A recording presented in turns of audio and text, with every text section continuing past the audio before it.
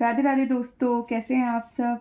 तो दोस्तों, आज मैं 10वां अध्याय कहने जा रही हूँ, जिसका नाम है श्री कृष्ण का द्वारका गमन। ठीक है।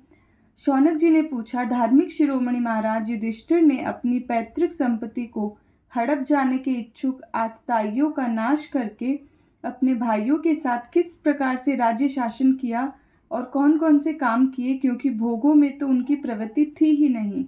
सूची कहते हैं, संपूर्ण सृष्टि को उज्जीवित करने वाले भगवान श्री हरि परस्पर की कलहाग्नि से दग्ध कुरुवंश को पुनः अंकुरित कर और युधिष्ठिर को उनके राज्य सिंहासन पर बैठाकर बहुत प्रसन्न हुए। भीष्म पितामह और भगवान कृष्ण के उपदेशों के श्रवण से उनके अंतःकरण में विज्ञान का उदय हुआ और भ्रांति मिट गई। भगवान के आश्रय में रहकर वे समुद्र पर्यंत सारी पृथ्वी का इंद्र के समान शासन करने लगे। भीमसेन आदि उनके भाई पूर्ण रूप से उनकी आज्ञाओं का पालन करते थे। युधिष्ठिर के राज्य में आवश्यकतानुसार यथेष्ट वर्षा होती थी। पृथ्वी में समस्त अभीष्ट वस्तुएं पैदा होती थी। बड़े बड़े थनों वाली बहुत सी गौएं प्रसन्न रहकर गौशालाओं को दूध से सींचती रहती थी। नदियां, समुद्र, पर्वती, वनस्पति, लताएं और औषधियां प्रत्येक ऋतु में यथेष्ट रूप से अपनी अपनी वस्तुएं राजा को देती थी।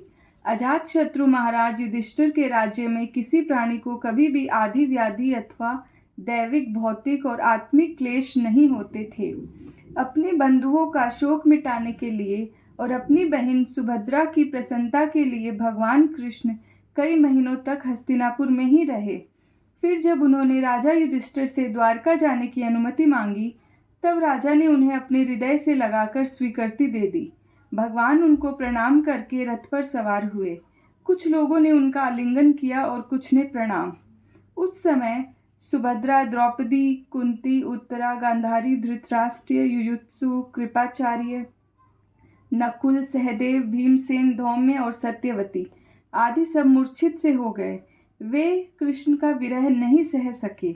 भगवत भक्त सत्पुरुषों के संग से जिसका दुसंग छूट गया है, वह विचारशील पुरुष भगवान के मधुर मनोहर सुयश को एक बार भी सुन लेने पर फिर उसे छोड़ने की कल्पना भी नहीं करता। उन्हें भगवान के दर्शन तथा स्पर्श से, उनके साथ आलाप करने से तथा साथ ही साथ सोने, उठने, बैठने और भोजन करने से जिनका संपूर्ण हृदय उन्हें समर्पित हो चुका था, वे पांडव भला उनका विरह कैसे सह सकते थे। उनका चित्त द्रवित हो रहा था। वे सब निर्निमेष नेत्रों से भगवान को देखते हुए स्नेह बंधन से बंधकर जहाँ तहाँ दौड़ रहे थे। भगवान कृष्ण के घर से चलते समय उनके बंधुओं की स्त्रियों के नेत्र उमड़ते हुए आंसुओं से भर आए, परंतु इस भय से कि कहीं यात्रा के समय अपशगुन न हो जाए, उन्होंने बड़ी कठिनाइयों से उन्हें रोक लिया। भगवान के प्रस्थान के समय मृदंग, शंख, भेरी, वीणा, ढोल, नरसिंगे, धुंधुरी, नगारे, घंटे और दुंदुभिया आदि बाजे बजने लगे। भगवान के दर्शन की लालसा से कुरुवंश की स्त्रियां अटारियों पर चढ़ गई और प्रेम, लज्जा एवं मुस्कान से युक्त चितवन से भगवान को देखती हुई उन पर पुष्पों की वर्षा करने लगी। उस समय भगवान के प्रिय सखा घुंघराले बालों वाले अर्जुन ने अपने प्रियतम कृष्ण का वह श्वेत छत्र, जिसमें मोतियों की झालर लटक रही थी और जिसका डंडा रत्नों का बना हुआ था, अपने हाथ में ले लिया। उद्धव और सात्विकी बड़े विचित्र चमर ढुलाने लगे। मार्ग में भगवान कृष्ण चारों ओर से पुष्प की वर्षा हो रही थी।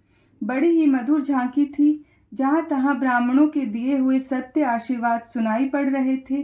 वे सगुण भगवान के तो अनुरूप ही थे, क्योंकि उनमें सब कुछ है, परंतु निर्गुण के अनुरूप नहीं थे, क्योंकि उनमें कोई प्राकृत गुण नहीं है।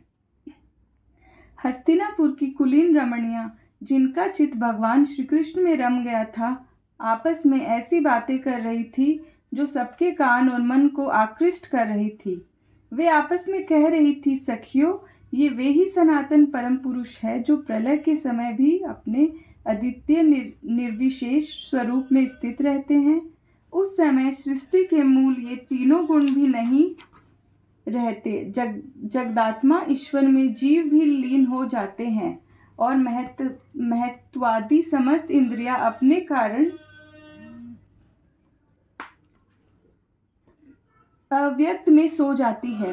उन्होंने ही फिर अपने नाम रूप सहित स्वरूप में नाम रूप के निर्माण की इच्छा की तथा अपनी काल शक्ति से प्रेरित प्रकृति का, जो कि उनके अंशभूत जीवों को मोहित कर लेती है और सृष्टि की रचना में प्रवृत्त रहती है, अनुसरण किया और व्यवहार के लिए वेदादि शास्त्रों की रचना की।